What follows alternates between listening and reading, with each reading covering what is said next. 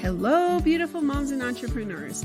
My name is Charisse Walker, and I'm your host of the Unbreakable Mompreneurs podcast. This is a place where we come together to learn, grow, and inspire. So sit back, relax, and let's get started. Hello, Unbreakable Mompreneurs. Today I'm here with Wendy White, and she is the CEO of Face It Together. And I am just going to let her introduce herself, and then we're just going to get chatting. So Wendy, I'll send it to you. Awesome. Thank you. I'm Wendy White. It's a pleasure to be here. So thanks for having me. I currently am the CEO for Face It Together. We do one-on-one peer coaching for drug and alcohol addiction for those with addiction. But we also do special programming for loved ones because loved ones bear a lot of the brunt of the impact of addiction and want to make sure they have the right resources and tools at their fingertips. I have a healthcare background. I've been in the healthcare and wellness space for 20 years. Very passionate about building a good workplace culture. And anyway, thanks again for having me. Well, thank you for coming on, and thank you for taking care of that industry and that group of people because it is such a need, especially right now. So how did you get into it? So it's maybe not quite a linear path, but often isn't, right? So I was working at a healthcare company, loved my job. I loved the work that I was doing, had a not great work environment though, and was just dealing with the stress of it in not very healthy ways.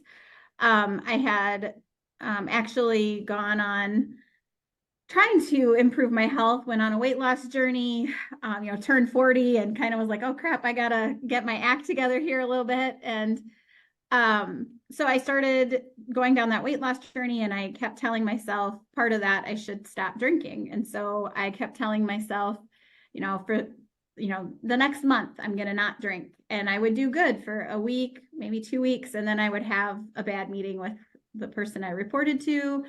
I would go home, I'd drink a bottle of wine, and then I'm like, well, I screwed this month. I might as well just keep on going now. And so I just kept going through this cycle over and over again for probably about a year. And then I have 4 kids. And at the time, my youngest was 6. And just between the work, the crazy hours I was working, the unhealthy coping, so I'm not working, now I'm drinking. I just wasn't present with my kids as I wanted to be. And it took me a while to realize this. Like I was just doing all the things, right? I was, being successful, doing all the stuff. And then one day my son asked for my husband and I to go and watch him do a little play like kids like to do. And normally I would have been like, oh yeah, let me finish this email, buddy. Let me finish this glass of wine, whatever it might've been. And then that, doesn't happen. But that day I actually stopped what I was doing, and so did my husband. And we went up to his room and we watched his little play that was like, 30 seconds long. So like, why have I not been prioritizing this? And I mean, the poor kid talked about it for weeks afterwards. And I was like, oh crap, like this is not good. I am not doing life right. I need to make some changes. And so I ended up quitting my job, and I was gonna just take some time and heal. And I was just pretty broken at that point in time. Anyway, ended up person that I worked with, her husband worked for Face It Together. And so when he got wind of me leaving the organization I was at, he's like, oh, I have a job for you. And so he reached out. And so then I started working with Face It Together, and it's been amazing. It aligns with a lot of my personal values. And I went from a grant manager to now the CEO. But just that, being able to create a workplace culture that provides the support necessary. We're also very science and data driven. So I'm a science nerd by heart. And so I'm just really aligned with a lot of what I believe in. And so that's what led me here. That's fantastic. So I've never dealt with like the drinking, drugs and alcohol type thing. That has not, but I have been, I don't know if I want to use these words, but pornography, a victim of that, as well as maybe overeating or things, because we all have a way that we deal with things. And I'm not saying I'm the porn addict. I'm saying that, other people that were close to me were. And you see how an addiction really does take an effect. I used to work with somebody who he was the salt of the earth, and he became addicted to pornography, and to the point where he couldn't even teach a class all the way through without having to go to his desk so that he could continue to look at it. And I watched how it shattered his family. I watched how it shattered different things, different parts of his life, even his career. And so how do you work with people, that first of all, maybe don't recognize that they have a problem? And then maybe if they do, are they finally willing to admit that, what's the next step? So how do you handle those, those situations? Yeah, I mean, I think it takes kind of two different forms. Mentioned we work with those with addiction and then also loved ones. And I'll start with loved ones just because I think it's an area that isn't as addressed. There aren't as many resources available. And so, we see people that reach out, and they're not calling for themselves, they're calling for the person in their life. They want to get the person in their life help. Mm-hmm. And we recognized around 2018 that there was, or 2016, excuse me, that there was a gap. Like, we didn't have anything to offer the people reaching out as loved ones. And so we started our loved one program, which is really focused on the loved one's wellness. And so being able to help get them the right tools, like they're generally hyper focused on the person in their life, not recognizing that there are things that they can do to help promote wellness, to create healthy boundaries, how to protect themselves, because they probably are often doing some sort of unhealthy coping for the stress in their life. They might be overeating. They might end up drinking because they're dealing with what's going on with the person in their life. I mean, whatever that might be. And so, but getting people to recognize that they need the help too, because again, they're calling for that person in their life. And so it is helping them to recognize that they need the support and the care. And oftentimes too, for loved ones, loved ones aren't given support until the person in their life engages in treatment or in some sort of support. We work with loved ones no matter where the person in their life is on their journey. And so even if the person is deep in their addiction, we will still work with the loved one to help get them the right tools, how to communicate in a way that is healthier and helpful. And again, like helping with setting that boundaries. Society often tells them tough love, you got to let them hit rock bottom, all of the things that aren't true. There are ways to connect and still maintain your own wellness. And so that's what we help equip them with. I think on the flip side, for persons with addiction, like I do often equate it to dieting when because we practice harm reduction. And so if, I'm trying to diet and I'm like, oh, I'm not going to eat sugar again. Well, what's the next thing I want to do? I want to go eat a big old cookie or, something. And sometimes, I mean, it's hard to just say, I'm going to stop, but that's often what people think has to happen. And so really we work to meet people where they're at. So maybe they're, today I'm going to just try to cut back how much I'm drinking. Okay, great. Let's figure out that goal. Let's work on that goal. And oftentimes it does lead to abstinence, but we start where they're at and what they're comfortable with. And then also we're looking at the person as a whole. A lot of other companies really focus on the substance itself, and we want to look at the whole person. There's other things going on in their life that are contributing to their use, and so wanting to address those aspects as well. I think that is so important because I don't know. I remember I was dating after my divorce, and I was dating, and obviously pornography was a really big trigger for me, right? And so I would flat out ask these guys that I was dating, like, do you have a problem with it? Do you have a problem? And every one of them, nope, nope, nope, nope. And then you start dating these people, and after a while, you're like, yes, you do. Oh no, like it's only once a month or once or twice a month. And I'm like, no, actually, it's more than that. Like they don't realize it. And so, I mean, that's the part that I love that you're helping the families, because sometimes they don't even recognize it. They don't realize it. Like in a book that I've written that's called Flipping the Iceberg, I talk about codependency and I talk about abuse. Like those are two chapters that I talk about that I don't think that when you're in it, you realize that you're like you talked about, that you had a problem with drinking, that you realized that you have a problem with abuse. You're either the abuser or the enabler, right? Or with codependency, that you really have a problem. And so there's, like, I give a checklist, answer yes or no, give yourself a point for every yes.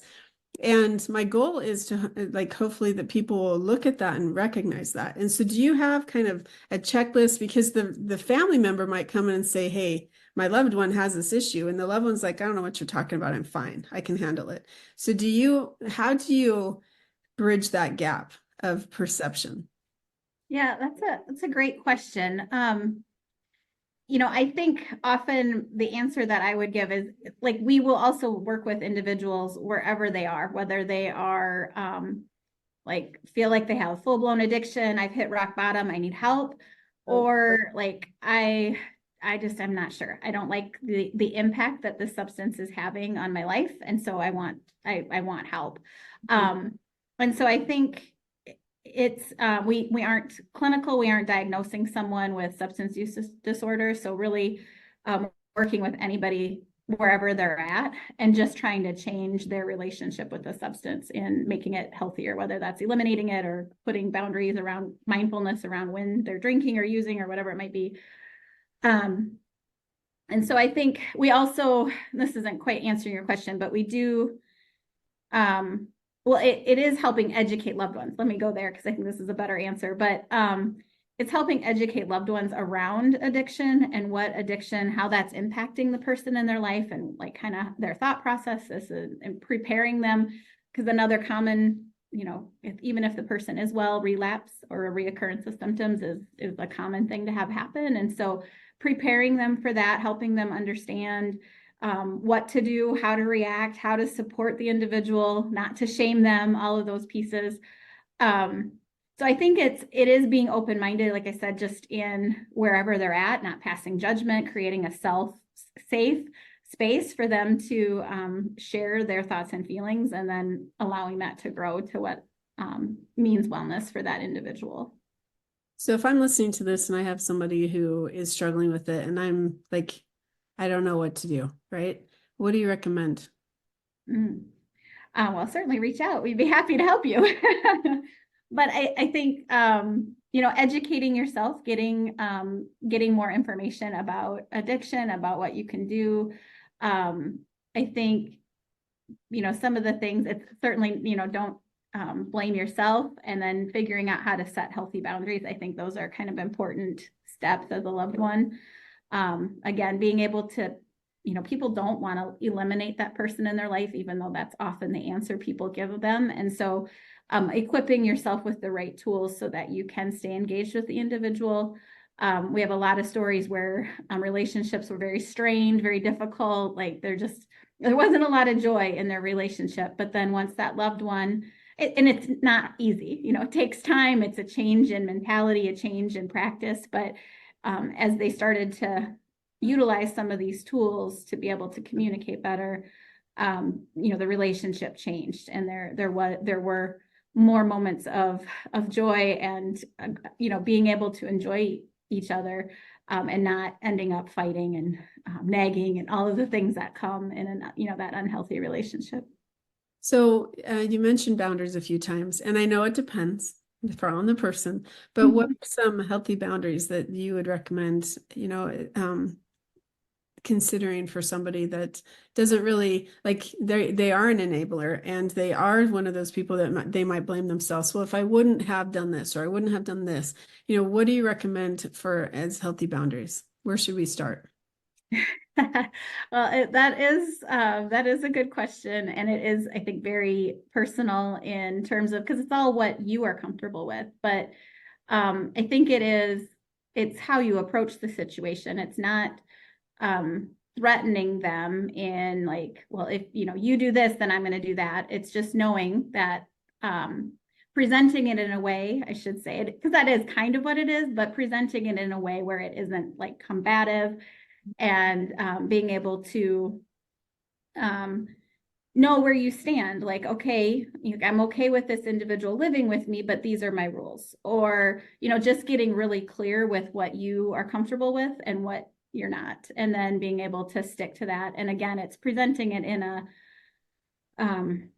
factual way. It's like taking that emotion, which is so hard to do in those situations, but taking some of that emotion out of it and just being very factual about like, this is where, what I'm comfortable with and what I'm willing to do. And then obviously sticking to it, which can be the hardest part. So last question in this realm, and we'll kind of switch tunes, but what, we take it for granted, what's common sense, healthy boundaries, what's normal, but somebody who's been in it, somebody who's living in it right now, they don't recognize boundaries. They don't know what's normal. They don't know because they're justifying everything to try to get this relationship to work. Until you get out, you don't realize. And so what are not normal, not okay things that people need to be aware of? Well, yeah, I think there's the things we often think about. I mean, just anything that is physically or verbally abusive is not okay. I think anything that is, anything that is making that person not, comfortable in the situation, not feeling safe in a situation, anything like that, obviously taking advantage. And we know that when people are struggling with their addiction, they can be very creative in getting what they want or, justifying what they're needing. And so just, again, being able to recognize that and kind of call the behavior what it is and then reacting appropriately to it. And so, yeah, working with our coaches helps get you all the right tools to be able to have those kinds of conversations. And it's not their fault. And not their fault. they promise they won't do it again, but if they do, what are you going to do? And are you willing to take a stand? So, I mean, that's a huge, long conversation. Please call and get some. Yeah, right. Okay, so you were made CEO of this organization. So what has it been like we're going to start talking about some business now. What has it been like to grow the business? Like when you came into it, what were some of the steps you did because you've been there for 15 years, obviously, so you've done a good job growing, managing, and doing things. So what are some of the things that you came into and that you've done? Yeah. So yeah, as an organization, we have been around for 15 years coaching kind of across the country. I moved into the CEO role just over 5 years ago. So it was right prior to the pandemic hitting. So certainly an interesting time to be taking over an organization. I think the thing that I'm most proud of in the time that I've been here is just the work culture that I have created. It's heavy work that we're doing. We hear, those that are coaches hear heavy stories in the coaching room that they're carrying a lot of weight on them. And so we spend a lot of time focusing on self-care and really making sure that people are doing what they need to stay well themselves, whether they are someone that has struggled with addiction or not. And so we've created a very supportive culture, a very open culture, so people can be honest about where they're at and be able to ask for help when they need help. You got to get the right people in the bus, right? And the right people in the right seats. And so I think getting the team to that point, and we have seen tremendous growth, which is awesome. A lot of that does come from the experiences people have, and that they go out and share that experience and allows us to get more people. But definitely the supportive culture that we have here is what I'm most proud of. You are the very first person that has talked about culture that I've interviewed, and I've interviewed a lot of people. And wow. I cannot tell you, I mean, I'm so glad that you brought that up, because when I was running a college, there was 3 different buildings. And so it could have easily been us versus them type thing. And somebody asked me once during accreditation, well, how do you keep this where everyone gets along? I'm like, what are you talking about? Like, it's just not allowed. Like, that's even foreign to even talk about, right? But not all the time does it happen. And culture, and you said the right people in the right seats. Did you have some turnover when you first started, or? Yeah, and we've had some hires too that weren't great culture fits. I think you get smarter with the questions you ask. It's hard when you're doing an hour interview and trying to dig into all of that. But I think